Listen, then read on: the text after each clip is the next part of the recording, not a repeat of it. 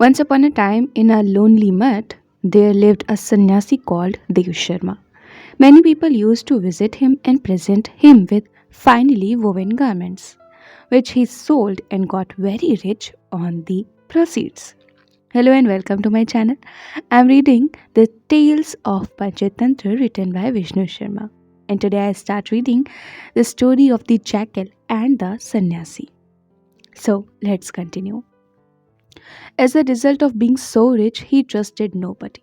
Night and day, he kept the treasure purse under his armpit and would not part with it even for a second. And they say, getting money is an arduous toil, and guarding it is even more of a trail. Coming and going money causes trouble. Damn this unending source of worry. A swindler by the name of Ashad Buddhi, who robbed other men of their money, noticed that the sannyasi kept the treasure purse under his armpit. He said to himself, how could I rob this man of his money? It's difficult to make a hole through the wall of the mud or to get in over the high gates.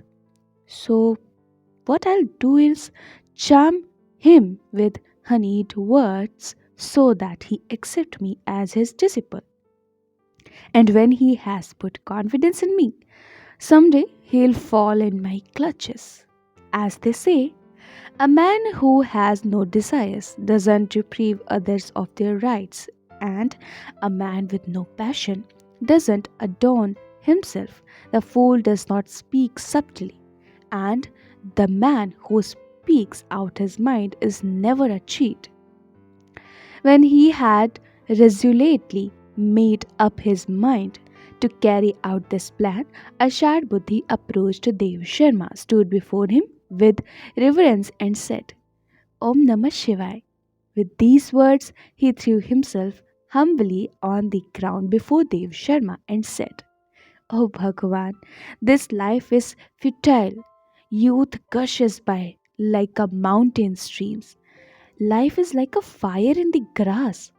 All its pleasures are as transient as the clouds in autumns.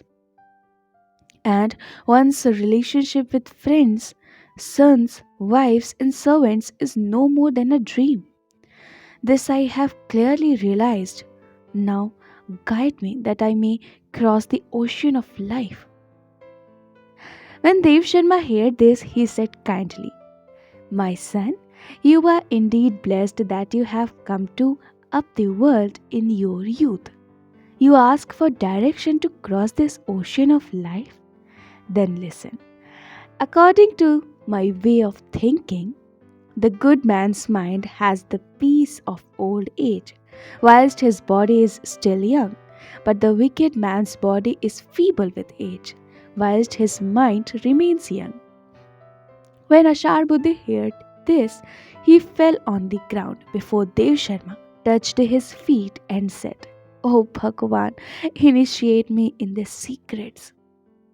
Dev Sharma answered, my child, I will, but on one condition, that you will never enter the mud at night, because sannyasis are recommended to stay alone at night without company, and we will keep to it, you and I.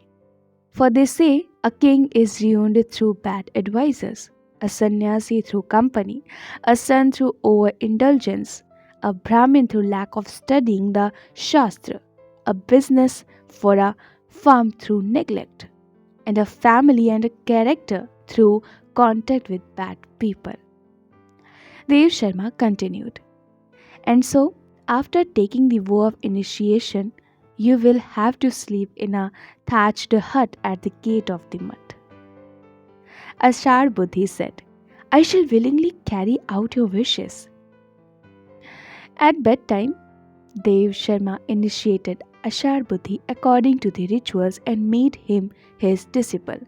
Ashar Buddhi massaged his hands and feet, waited upon him, and made him happy, but nonetheless, Dev Sharma did not part with his money bag even for a second. After some time, Ashar Buddhi began to think, he does not trust me at all. Shall I knife him in broad daylight, poison him, or kill him like a wild animal? While he was thinking this over, the son of one of Dev Sharma's disciples from a nearby village came to give him a personal invitation and said, Bhagwan, today the ceremony of the sacred thread takes place in our house. Please come and sanctify with your presence. Dev Sharma gladly accepted the invitation and Ashar Buddhi accompanied him. On the way, they came to a river. When Dev Sharma saw the river, he flooded his money bag in his robe and said, Ashar Buddhi, look after this robe with the vigilance of a yogi until I return. And he went into the bushes. The minute Dev Sharma's back was turned, Ashar Buddhi vanished with the money bag. Meanwhile, as Dev Sharma was answering the call of nature, he saw in the distance two golden rams fighting each other. They rammed into each other until the blood oozed out, but still they refused to stop fighting. Meanwhile, a bloodthirsty jackal arrived on the scene and began to lick the blood from the ground. Dev Sharma thought to himself, if he comes in between the two fighting rams, he's sure to get himself killed. Sure enough, craving for the blood, the jackal got caught up in the fight. He was hit on the head, fell down, and died. Dev Sharma finished what he was going and slowly returned, thinking about this incident and also about his money. When he got back, he failed to find Ashar Buddhi but saw only his robe lying on the ground. He peered anxiously inside it but could not find his purse. He began to cry out, Alas, I have been robbed! And he fell to the ground in a swoon.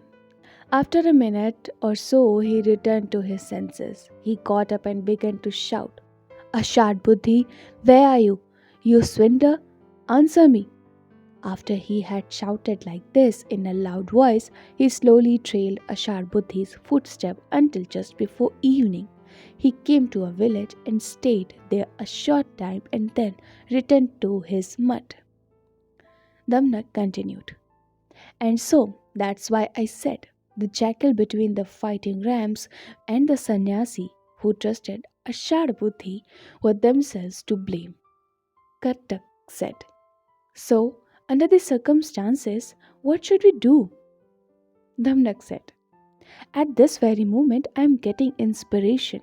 I shall cleverly create discord between him and the master and separate them, for they say an arrow shot from a bow may or may not kill a man, but the wit of a clever man can destroy a host of enemies. Kartak said, Oh, but brother, if somehow or other Pinglak or Sanjeevak finds out about your scheme to bring about discord between them, you are done for. Dhamnak said, My dear Kartak, don't talk like that. When you fall on bad times and luck's against you, you should go on trying, for Lakshmi bestows her favors on the zealous man. She scorns the idle who depend entirely on luck, so brush destiny aside and try with all your might. If you still fail, find out what went wrong. Damnak went on.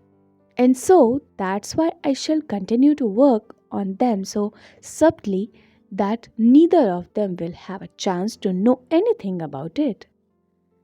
When he heard this, Kartak said, Very well then, brother, but I feel frightened because Sanjeevak is wise and the lion is fierce. Even though you have a sharp wit, I think it's beyond your power to separate them and get away with it. Dhamnak said, It may seem beyond me, but I'll manage it for.